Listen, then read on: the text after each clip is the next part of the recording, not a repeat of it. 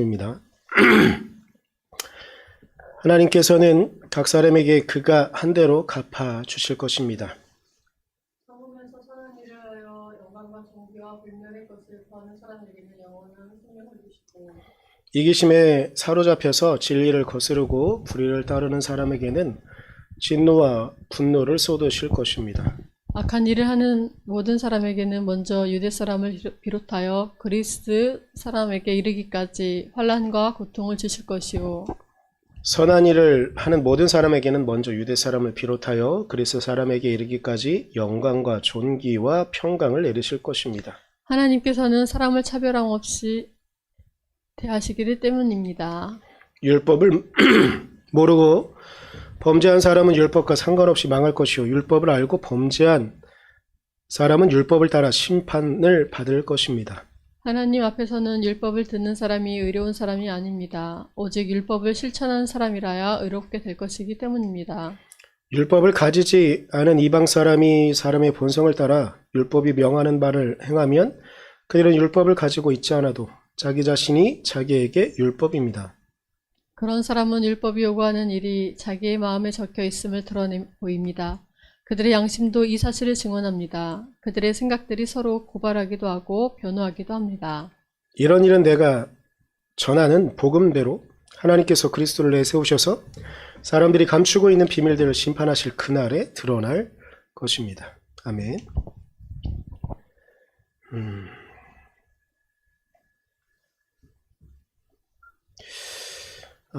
이스라엘 백성이 가나안 땅에 들어가기 직전의 일입니다.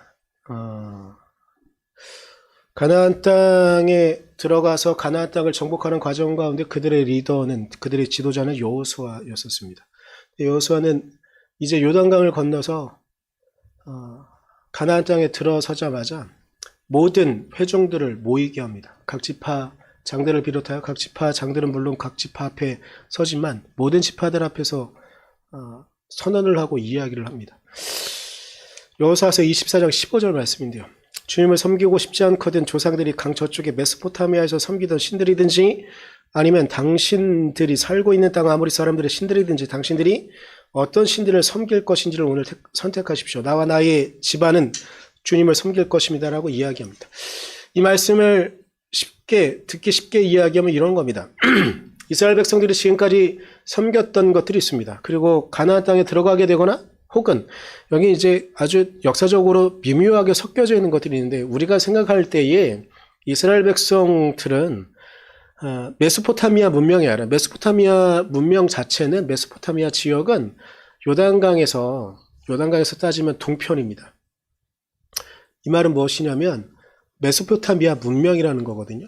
보통 우리가 알고 있는 아랍권의 문화는 크게 이집트의 문명과 메소포타미아 문명 두 가지가 있었습니다. 근데 이스라엘 백성들이 탈출한 것은 이집트 문명이었거든요. 근데 여기에 이걸 분명히 여호수아가 이런 모든 배려를 하고 말한다면 이집트 문명에서 나왔다고. 그래서 이집트에서 쫓았던 것들을 섬기던 것들을 이렇게 말해야 될 겁니다. 그런데 여기서 단호하게 말합니다.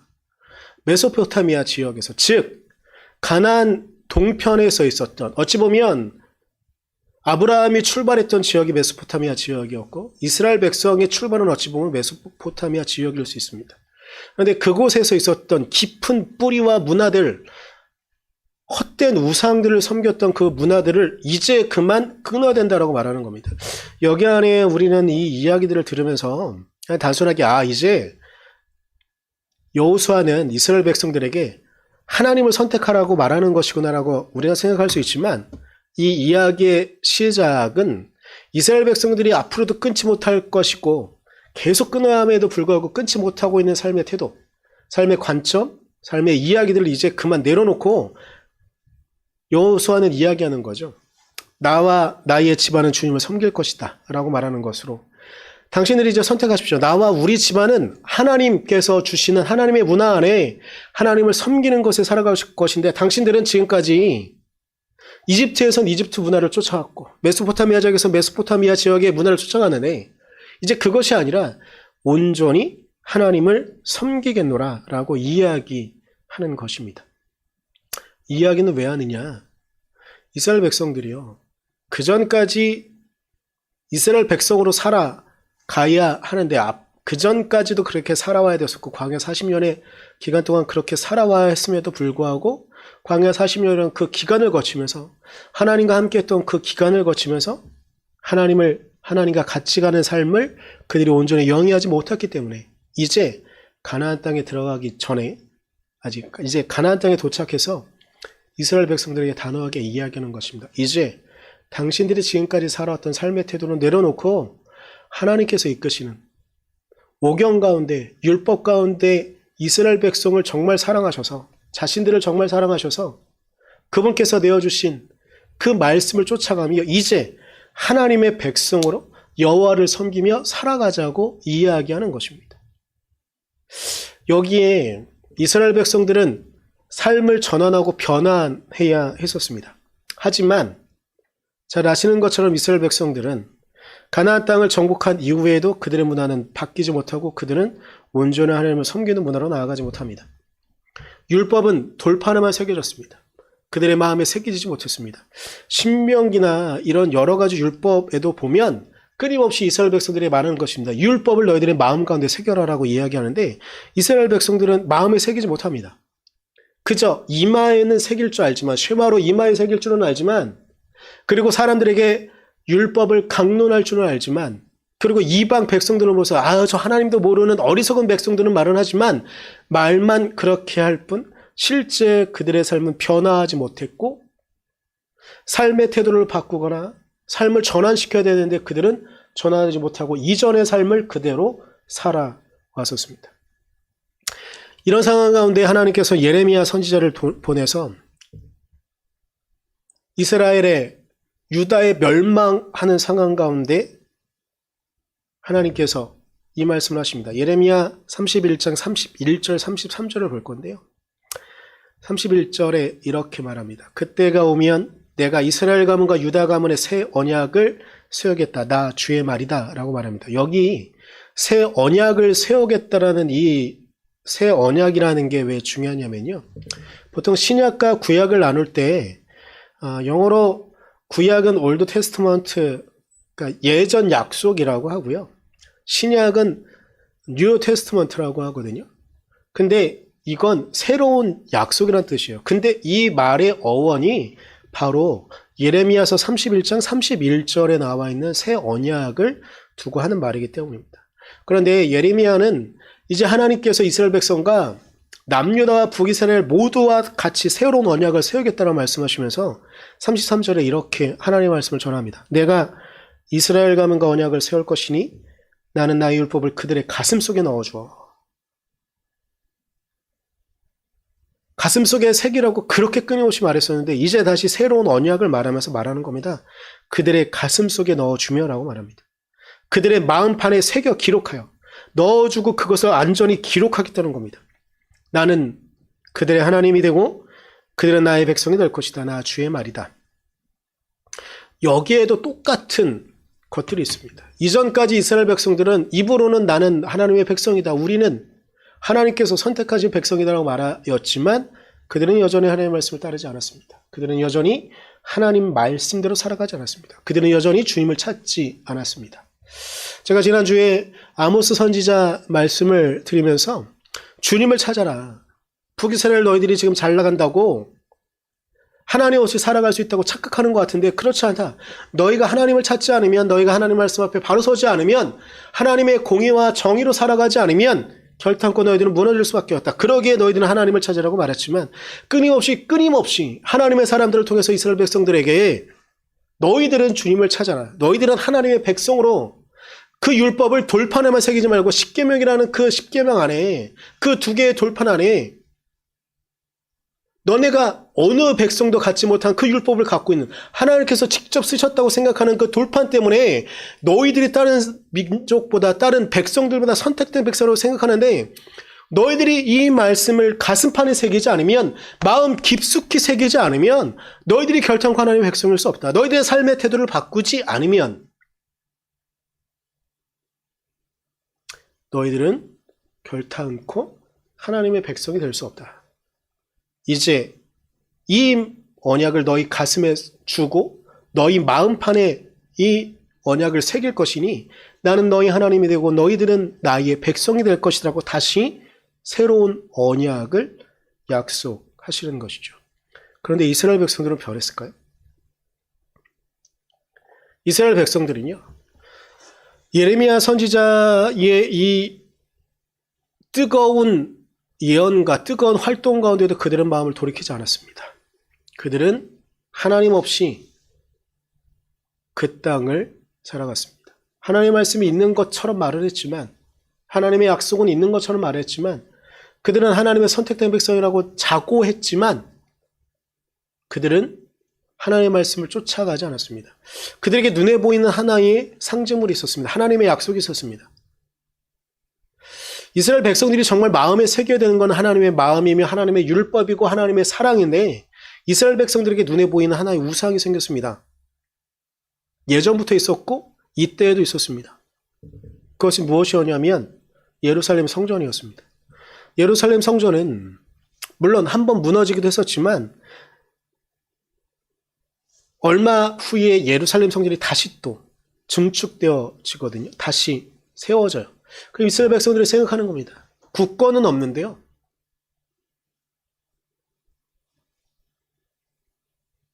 저 예루살렘 성전이 있는 한, 그래서 율법이나 예언서들이나 이런 것들을 좀 보게 되면 끊임없이 예루살렘 성전에 가서 안식일을 지키는 것을 아주 중요시 여깁니다.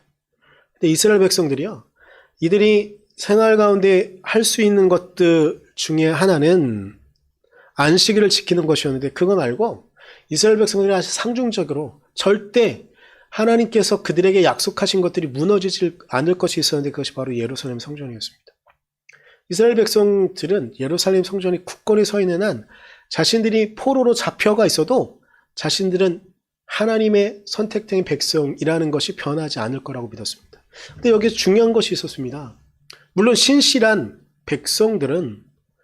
하나님의 백성들은 하나님의 마음을 쫓아 그 율법을 열심히 지켰지만, 몇몇 사람들, 아니요, 대부분의 사람들이 예루살렘 성전에 있는 한 자신들이 아무리 방탕하게 살아도 자신이 죽고 나면 하나님의 나라에 간다고 당연히 믿었습니다. 왜냐고요? 자신들은 아브라함의 자손이니까요.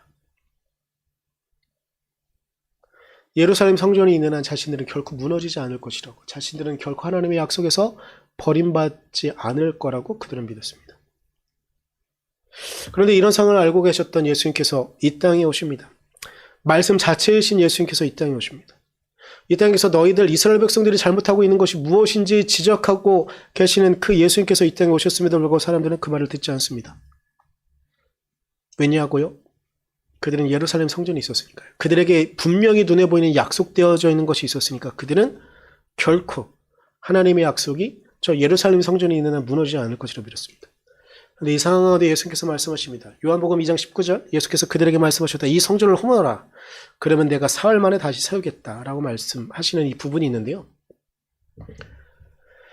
말씀으로 이 땅에 오신, 태초부터 우리와 함께 하셨던 그 예수님께서 이 땅에 오셨음에도 불구하고, 하나님의 진정한 뜻을 전함에도 불구하고 이스라엘 백성들은 저 예루살렘 성전이 있는 결코 우리는 무너지지 않고 결코 우리는 하나님의 약속 가운데 어떤 변화도 없을 것이라고 믿게 됩니다. 그들에게 굳건한 약속이 있었습니다. 하나님의 말씀에 굳건하게 서는 게 아니고요, 예루살렘 성전에 굳건하게 서는 겁니다. 이 상황을 알고 계셨던 예수님께서는 저 성전, 너네들이 이렇게 화려하다고 굳건하게 서 있는 하나님의 약속으로 믿고 있는 저 성전이 결코 무너질 수밖에 없다. 근데 내가 사흘 만에 다시 세우겠다고 말씀하시는 부분은 예수님께서 사흘 후에 돌아가시고 사흘 후에 부활하시잖아요.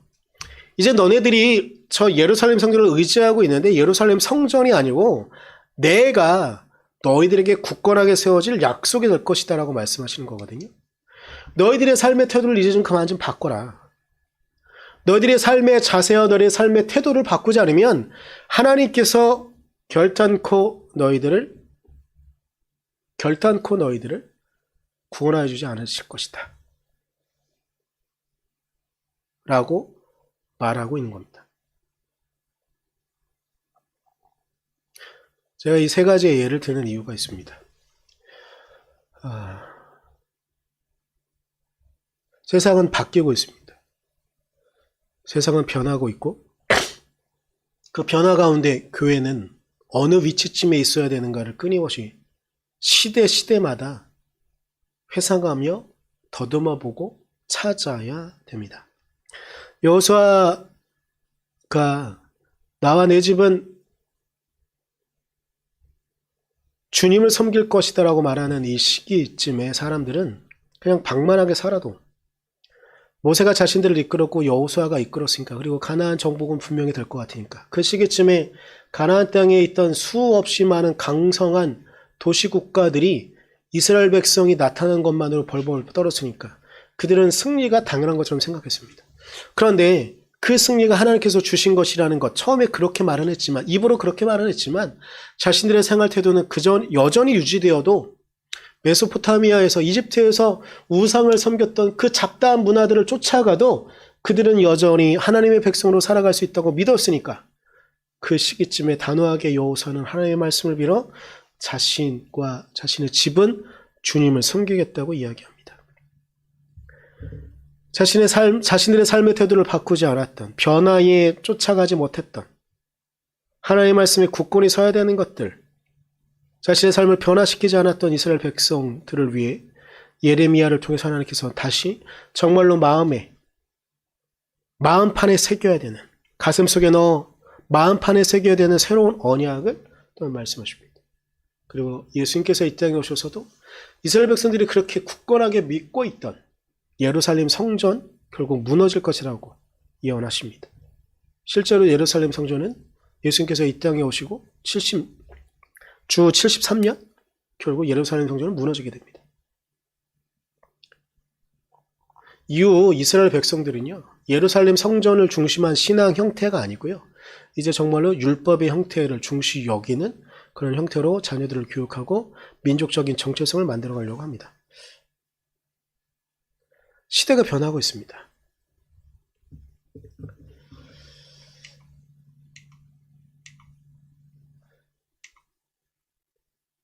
여러분, 이거는 녹색이어서 그림이 잘못. 네, 이 원래 그림은 핸드폰 그림입니다. 핸드폰 아이콘이요. 그런데 지금 우리 뒷배경이랑 돼서 그러네요. 녹색이어서 그렇구나. 지금 이 아이콘은 휴대폰에 되어져 있는 아이콘입니다. 그런데 여러분, 이 아이콘이요, 요즘 시대의 아이들은요, 이걸 그냥 핸드폰에서 전화하는 아이콘 정도로만 생각합니다. 그런데 우리들은요, 이 전화기를 알고 있어서 이 아이콘이 왜 나왔는지를 알고 있습니다. 그런데 요즘 세대의 아이들에게, 저 얼굴을 좀 내밀어 볼까요? 요즘 세대 아이들에게 제 얼굴이 비춰지고 있는 이 아이콘이 오른편에 있는 이 전화기로부터, 예전에 있던 전화기로부터 왔다는 이야기를 하게 되면 신기합니다. 모르니까요. 근데 이 시대에 사람들이 얼마나 많이 변했는지 비춰주는 몇몇 요즘 연말에 이슈들이 몇 가지 있었습니다. 요즘 젊은이들은요, 트롯을 이제 그만 TV에서 그만 봤으면 좋겠다, 트롯 얘기 좀 그만해라, 막 이렇게 떠들어댑니다. 인터넷 게시판이나 아니면 그들이 실제적으로 대화하는 이야기들 속에, 야, 요즘은 왜 이렇게 트롯만 나오냐, 막 이런 이야기를 아주 빈번하게 하거든요. 그런데 최근에 올해의 가수를 뽑는데 지금까지 그런 적이 없었는데 처음으로 2명의 가수가 따로 나온 사실을 알고 계십니까? 전 세계적으로는 지금 BTS가 가장 인기가 많죠. 그런데 한국에서요, 가장 인기가 많은 가수를 뽑았습니다. 근데 올해 두 세대를 구분해서 나왔어요. 30대 이하의 가수와 40대 이상의 가수. 그러니까 그렇게 선호하는 가수 뽑았어요. 근데 30대 이하에서는 BTS가 당연히 1위를 했습니다. 그런데 40대 이상에서는 어떤 가수가 1위를 했는지 아십니까? 사모님 누굴까요? 네, 임영웅입니다. 근데 제가 처음에 이걸 보고서는 그래, 그럴 수 있겠다. 근데 왜 2명으로 나눴지? 근데 나중에 기사 내용을 자세히 보고서 알았습니다. 세대 전체를 하잖아요. 대한민국에서 세대 전체를 하면 1위가 누구냐면 임영웅이에요. 그러니까 이 대중문화를 조사하거나 이런 사람들이 지금 전 세계적으로 BTS가 아주 큰 수익을 올리고 있는데 전체 세대로 봐서는 임영웅의 1위인 것이 이제 수긍이 안 돼서 일부러 30대와 40대 구분을 해서 이렇게 했다고 하더라고요. 근데 제가 이 현상을 보면서 세상이 바뀌고 있구나를 느낍니다. 요즘 젊은 세대들은 TV를 잘 보지 않습니다. 각자 갖고 있는 휴대폰이나 혹은 태블릿 혹은 노트북을 통해서 컴퓨터를 통해서 세상의 문화들을 그들 나름 영위합니다. 그래서 전 세대가 같이 어우러질 수 있는 문화가 요즘 구성되어지기 어려운 시대입니다. 시대가 바뀌고 있습니다. 예전에 저희 어렸을 때 TV 시청률 많이 나오면 국민 드라마라고 하는 드라마의 퍼센테이지가 56% 막 57% 막 이랬었어요. 물론 채널이 3개밖에 안 됐으니까 그게 가능했던 겁니다. 그런데 그런 시대를 그리워하는 분들은 모든 세대들이 같이 말할 수 있는 것들이 있었는데 왜 요즘은 그게 불가능하지? 요즘은 TV 시청률이 심각하게 말하면 한 3%, 4%만 나와도 이건 시청률이 너무 잘 나온다라고 말하는 그런 프로가 생길 정도의 시대입니다.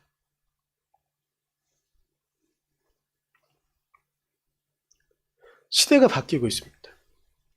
시대가 바뀌고 있고요. 그럼 이 시대가 바뀌는 상황 가운데 교회는 어떻게 해야 될까요? 우리의 예배의 형태를 좀 생각해 봐야 됩니다. 우리 교회 안에서 쓰여지고 있는 것들은 과연 예전에 쓰여졌던 것들이 지금 그대로 쓰여졌었는가? 원래 현대의 음악은 물론 몇몇 사람들은 부정할 거고 몇몇 사람들은 다른 이야기들을 하면서 하겠지만 현대의 음악의 시작은 교회일 수밖에 없습니다. 교회에서 음악이 시작되었습니다.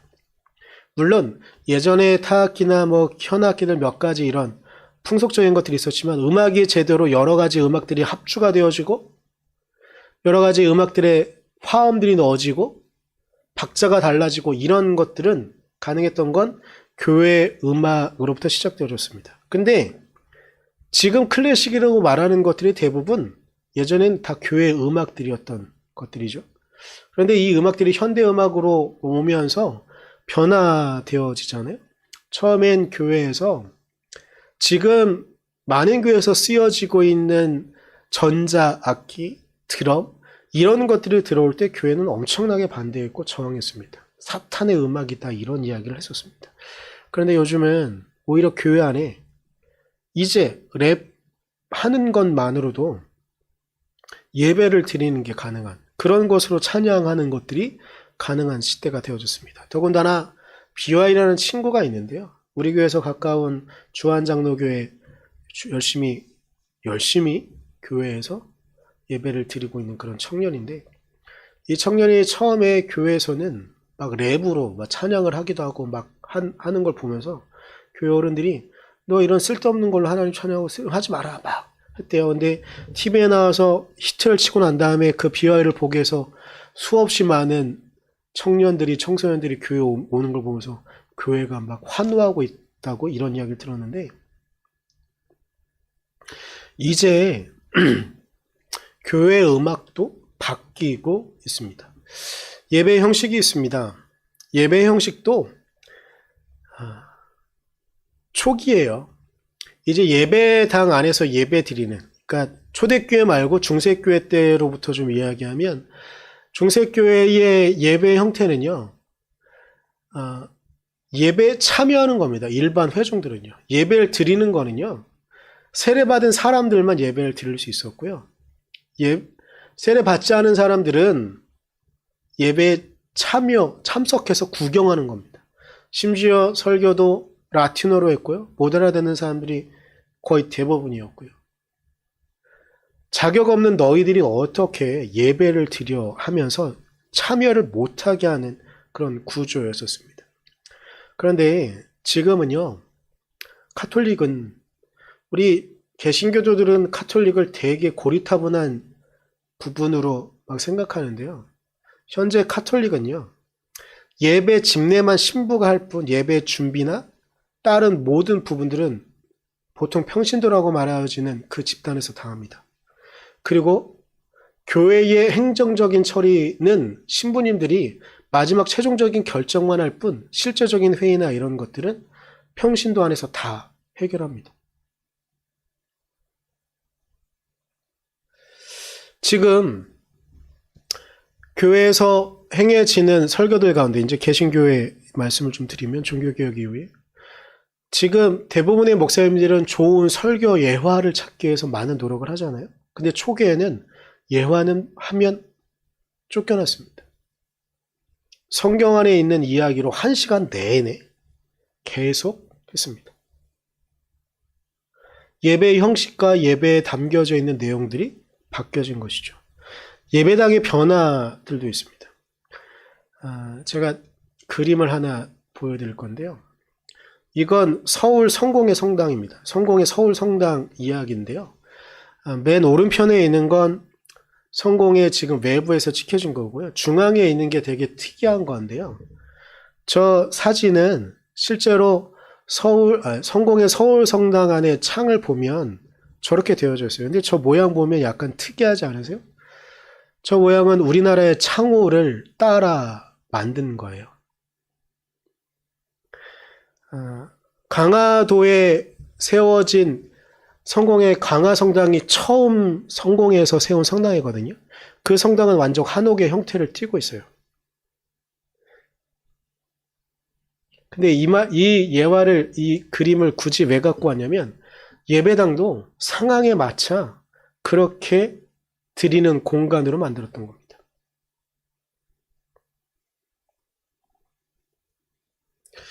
우리가 코로나19를 거치면서 교회는 이 세상의 흐름에 엄청나게 많은 저항을 좀 하고 있습니다. 그리고 그 저항의 어떤 일정 부분은 수긍이 되어지고 옳게 여겨지는 부분들도 있습니다. 그런데 교회는, 신앙의 형태는 과연 고대에 있었던 그 신앙의 형태를 우리가 그대로 갖고 있는가? 절대 그렇지 않습니다. 가나안 땅에 들어갈 때는 가나안 땅에 들어가기엔 준비를 해야 됩니다. 그리고 하나님의 백성으로 살아가는 율법을, 그리고 하나님의 마음을 쫓아야 되는 시대에는 마음에 새겨야 되는 그 율법을 쫓아가야 됩니다. 마음에 예루살렘 성전 같은 또 다른 우상이 생겼을 때엔 그 우상을 무너뜨리고 온전히 예수님을 쫓아가야 되는 새로운 변화를, 주님을 찾는 과정을 겪어야 되는 것입니다.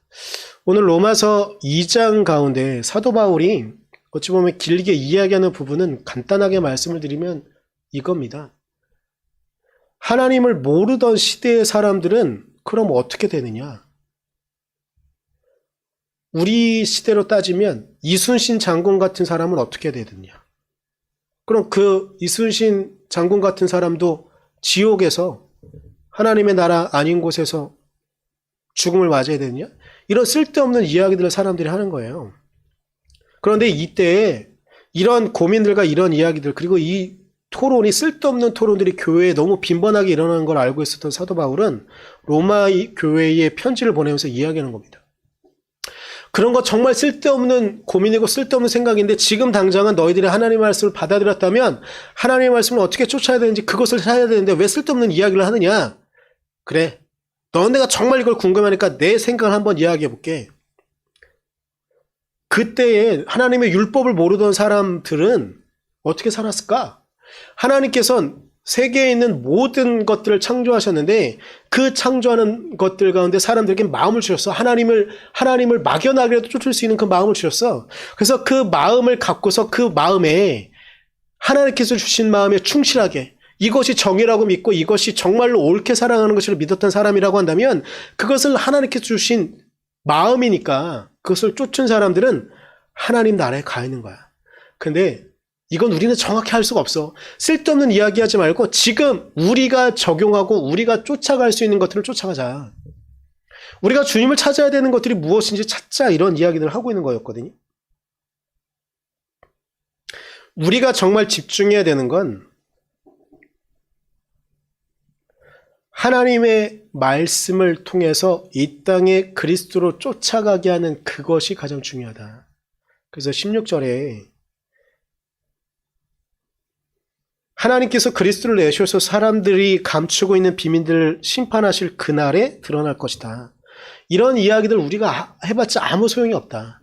우리가 정말로 하나님 앞에 서는 그날 우리가 알 수 있는 것이니 이런 쓸데없는 이야기는 그만하고 우리의 삶 가운데 고민해야 되고 우리의 삶 가운데 변화를 가져야 되는 것들은 무엇이냐. 하나님의 말씀을 쫓기 위해서 무엇을 해야 되느냐. 어찌 보면 제가 길게 이런 이야기를 하는 이유는 지금 시대에 교회는 시대의 변화에 어떻게 하든지 저항하려고, 시대의 변화 속에 예전이 더 좋았던 것이라고, 예전이 더 옳았던 것이더라고, 예수님을 쫓는 것은 율법은 이런 것이더라고 이야기를 찾고합니다. 그런데 그 시대마다 성경은 변화를 겪는 시기에 하나님의 뜻을 찾기 위한 끊임없는 하나님을 쫓는 사람들의 이야기들이 여호수아를 통해서, 예레미야를 통해서, 예수 그리스도를 통해서 우리에게 증거되어지고 있는 것입니다. 중요한 것이라고 한다면 우리 안에 예수 그리스도, 우리 안에 예수 그리스도를 쫓는 그 마음, 예수님께서 우리에게 말씀하신 그 말씀만 살아 있어야 합니다. 그 외에 우리 주변에 있는 것들을 구성하고 있는 것들은 시대에 맞게끔 변화할 수밖에 없습니다. 그래서 우리는 주님을 찾아야 합니다. 우리 안에 예수 그리스도를 모셔야 합니다. 그것 외의 것들은 우리에게 겉모양이고 겉허울입니다. 이 땅에, 이 조선 땅에 처음 복음이 증거되어졌을 때 글자로만 성경을 보던 몇몇 사람들은요, 이 주일을 어떻게 지켜야 될지 모르니까 나름 생각하고 고민했던 방식을 찾는 것이 무엇이냐면 열흘에 한 번씩 쉬는 거였습니다. 그래서 그날은 종들에게도 휴일을 주고 쉬도록.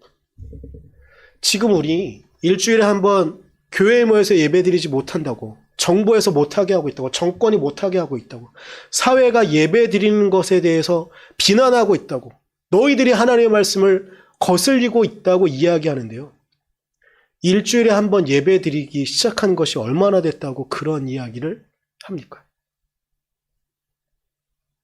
왜 시대의 변화에 저항만 하고 계십니까? 이 시대의 변화를 혹시 하나님께서 하시는 것이라는 생각은 들지 않으십니까?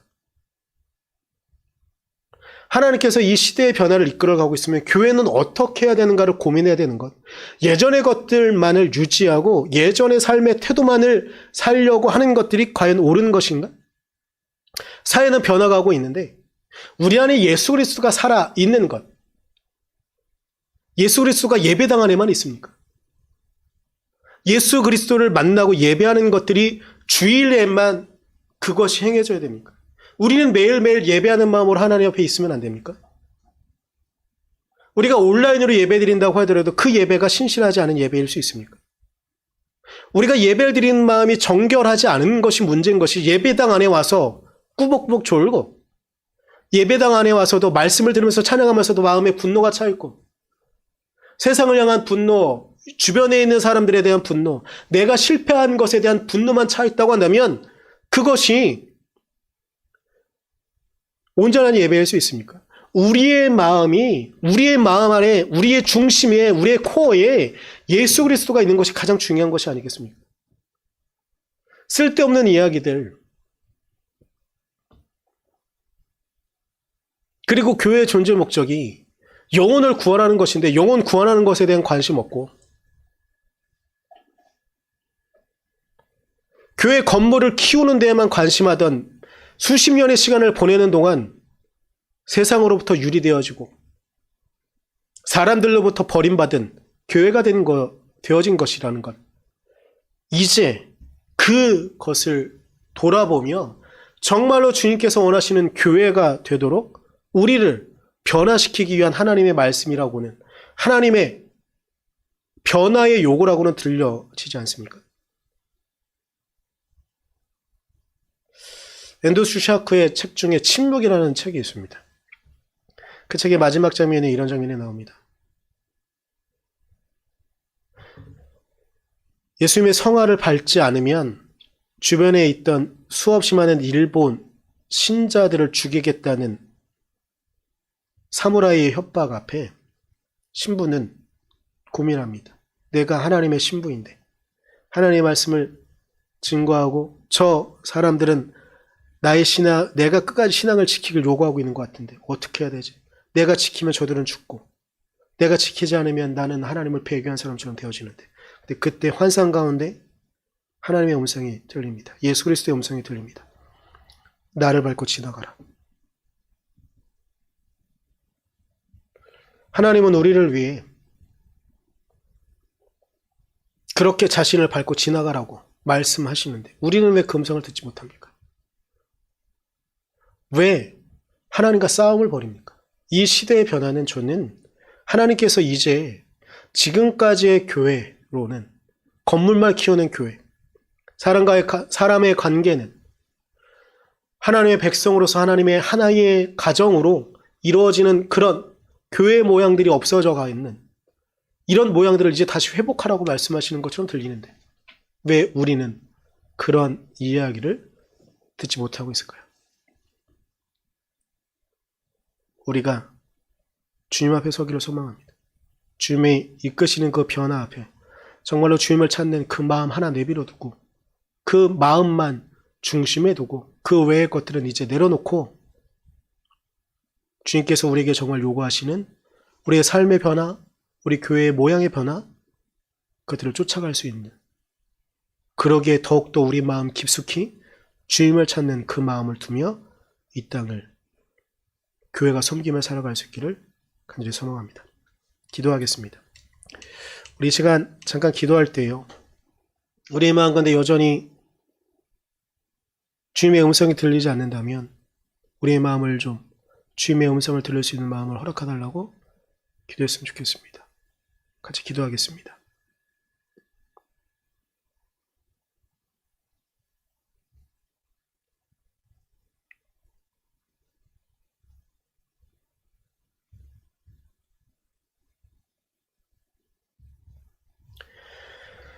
연하게 기도합니다. 주님, 우리가 주님의 음성 앞에 주님의 말씀 앞에 서게 하시고 주님의 도우심만 우리가 바라볼 수 있도록 우리의 중심에 예수님 한 분만 남겨두고 우리 교회 외부의 형태, 우리의 삶의 태도들 완전히 바꾸어 이 시대 가운데 우리가 주님을 중심에 둔 자로서 무엇을 해야 되는가, 어떤 변화를 가져야 되는가 찾을 수 있도록 하나님 우리를 지켜주십시오. 사랑합니다. 예수님 이름으로 기도드렸습니다. 아멘.